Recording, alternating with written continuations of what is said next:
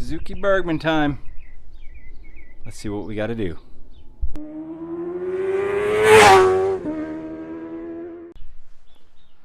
Hello my friends, and welcome to Tom's Tinkering Adventures.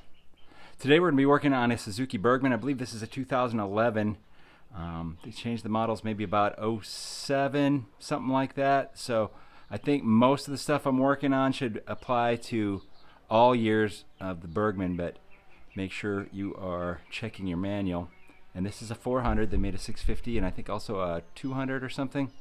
So there you go. Make sure it's a 400 and the appropriate years. We're going to be doing an oil change, a spark plug change. Going to be changing the lift support for the seat, coolant, brakes, and tires, and the drive belt. So a lot of stuff, and I may kind of gloss over a little bit of it because it's so much, but I'm going to just get it all in the video. Hopefully you get the information that you need. Let's get started. The oil change is pretty straightforward. I am on the left-hand side of the scooter here. There's your drive belt cover. There's your oil filter underneath there. 3 bolts. That'll come out. It's a paper filter element. And there is your oil drain right there. And the fill is over on the right-hand side. There's your oil fill. It says it takes 1,200 milliliters. That's 1.2 liters, about 1.2 quarts approximately. And there's your oil sight glass. Okay, take note that the drain plug has a magnet on it. So if you find something in there, I just put this nut on here to show you the magnet. But if you find chunks on there, well then you already know you have some issues with your engine. And you have a crush washer here, so make sure you order a replacement one. I have a pretty good assortment of these laying around. You can get away with reusing it. And you know, if you put this on and it's leaking and you're working on this on a Sunday night and you need to commute on Monday, yeah, you can lay some sandpaper down on a flat, like a sheet of glass or something, and clean this up. But they're very cheap. Just a lot of people forget to order them, so just a heads up. Where this filter sits, this filter cover, you can't get a drain pan under here very easily, so I enjoy some Marie Callender's pot pies. I have a little paper bowl here. It's kind of plastic lined or whatever. Actually, you can cook in the oven with this thing, so it's lined with whatever. Anyway, I use this a lot for things like this. Otherwise, you know, when it's on the center stand, you can't get the drain pan under there very good. So this is sitting under here, catches the oil. I just set it on top of my little homemade drain pan that I have here that I sometimes use. And then you can just tip it right in there, drain it out, and then remove the cover, which I can't do with one hand because it's way up in here.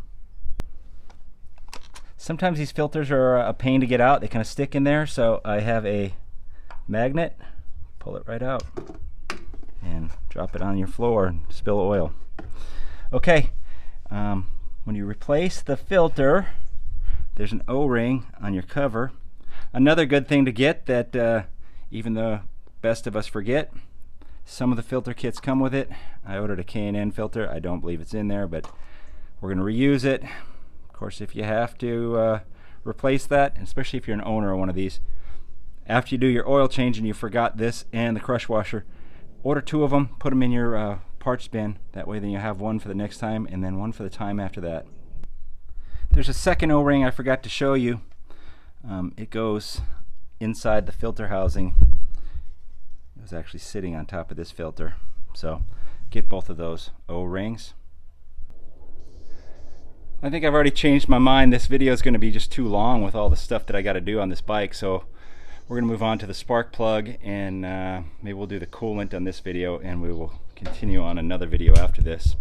So it's been a long time since I worked on one of these, but I know we got to get engine access, and we're going to have to get in to get this strut off of here too. So there's some Phillips screw head fastener type things here. The little plastic ones, they're kind of a pain in the butt if you've ever dealt with them. You have to be very careful. You got to try and screw them out, but they're plastic, so they strip out very easy. So just have a delicate touch, and then I'll show them to you. I try to use a small screwdriver. Try not to push too hard. They'll strip out. They're a pain. But if you're very careful, you can get them out. If you happen to break them, you can use different automotive ones they sell at like auto parts stores. But you just turn it out a little bit and then lift it up. And then you can wiggle that connector out of there, that little plastic piece. And I think this whole thing should come off now. There we go. Now we can see the top of the engine. And we have a lot better access to our strut here. So I'm going to take this strut off. I've already removed. Let me see if I can find it in here, get my fat head in the way. There's a cotter pin and a washer. I've taken that off already. Now I'm going to remove this piece of plastic here so I can take the seat off just to get it out of the way. It's got these connectors right here, these little plastic fasteners. So what you do on these is you push this centerpiece in. I usually use like a small screwdriver.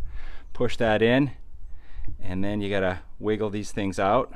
Once again, these are usually pretty fragile and they break. And then once you have those out of each side, then this piece should wiggle its way out of here on each side, and we can get that out. If you're too cheap to replace your hold down strut, you can get yourself a stick. I had one of these Suzuki Burgmans, and I had like a two-piece stick that I just kept in here because I didn't replace that. All right, it's a little bit tricky to get that piece out of there.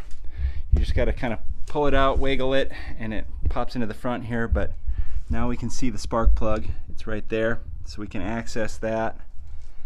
And we should be able to access the, oh wait, I think we're gonna have to pull this plastic piece off a little bit on the other side to access the hold for that. Okay, to get to this seat bolt, like I said, I want to try to take this piece off, and I think I got to take this piece off, so I'm going to show you how to do one of these, hopefully with one hand holding the camera and one hand doing this. Alright, we're going to push that centerpiece in. There you go. And you can pick up one of these pry tools for pretty cheap. Clip removal tools. There we go. So we got that off. It looks like there's a screw here.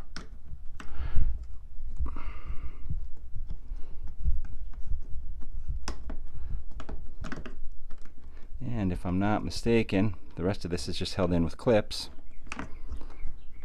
So we should just be able to kind of try not to move the camera too much. I've had a lot of people complaining about my camera work, and I always say, if you guys want to come over and be my cameraman, I will pay you in beer and cheap tacos. That's all I can really afford. Okay, so it looks like we have another one right there, and hopefully that'll, if I take that one out and I pull this back gently, be careful, because if it's your bike, you don't want to break it, and if you're working on it for someone else, you don't want to break it. I unfortunately broke a panel for a gentleman recently, and I felt terrible, but he was very okay with it, but it still makes me feel really bad. So I'm going to pop that one out, and we'll see if we got enough room to get to this. I'm really just doing this hold down strut here because we're at this point, but it's a pretty tight fit. Like I said, you can pull this out a little bit. Ratcheting 10 millimeters is really going to be your best bet. I don't know how well I'm going to be able to videotape this and get in there with one hand holding this. I don't want to make everyone seasick. So removing that clip there didn't really give me as much room as I had hoped. It looks like you got to take this whole lower piece off. So if you need more room, you can do that. Yeah, that isn't all that's holding it. This thing is keyed into this piece. These things are kind of like a jigsaw puzzle. There you go. That's not too bad. If you're doing this job and you want to have the least amount of headache, get yourself one of these offset. See how that's offset? Offset ratchet wrenches. I actually found this one in the desert, so if you look in the desert you'll find them. But it wasn't too bad, and now I've removed the stick. And it holds, oh, it goes right up, look at that. how pleased you're going to be about that. Very nice. I almost always feel like the engineers are out to get the mechanics, but in this case it seems like they may have done something very nice. Once you take the cap off the spark plug, as long as you have a long enough extension, I've got a short extension, and then, I don't know, what is this one, maybe a 12-inch extension? So maybe 16 inches total. It goes right through this hole in the frame, and you can get your spark plug out quite easily this way. I'm using a small spark plug socket. I'll get the size. I can't remember what size those are. I think the 3/4. I may have to switch to a metric one if this one isn't working, but I think it is.